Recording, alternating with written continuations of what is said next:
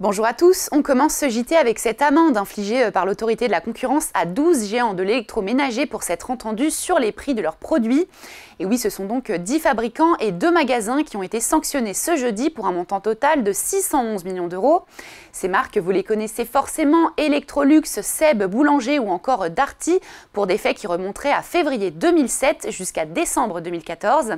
Alors concrètement, qu'est-ce qu'on leur reproche? Eh bien, ces fabricants se seraient entendus individuellement avec leurs distributeurs, et notamment Darty et Boulanger, pour maintenir des prix de vente artificiellement élevés.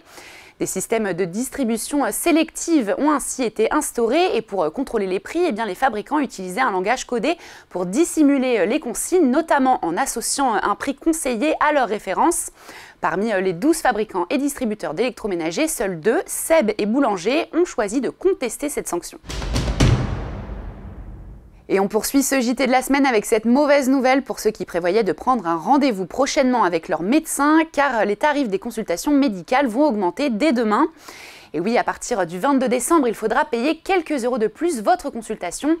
Pour un rendez-vous chez le généraliste, comptez 30 euros au lieu de 26,50 euros, 37 euros au lieu de 33,50 euros chez le gynécologue et 55 euros au lieu de 51,70 euros chez le psychiatre.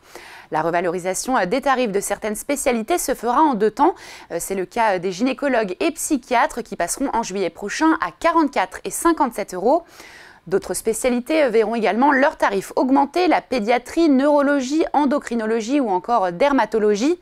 Une revalorisation qui n'est pas une surprise puisqu'elle fait suite à la signature d'une nouvelle convention médicale entre l'assurance maladie et les médecins libéraux. Et on termine ce dernier JT de l'année à quelques jours de Noël avec une info qui concerne vos cadeaux et plus particulièrement ceux que vous allez recevoir. Et oui, la plateforme de e-commerce eBay s'est intéressée dans une étude à un sujet qui n'est plus un tabou, la revente des cadeaux reçus. Et on apprend que 44% des sondés reconnaissent avoir déjà vendu un cadeau de Noël. Une pratique de plus en plus courante, surtout chez les jeunes adultes de 25 à 34 ans qui estiment pouvoir obtenir 58 euros en moyenne contre 38 euros chez les 35-44 ans. Et comme la seconde main est devenue une véritable tendance, ils seront 21% cette année à envisager revendre leurs cadeaux de Noël contre seulement 12% en 2018.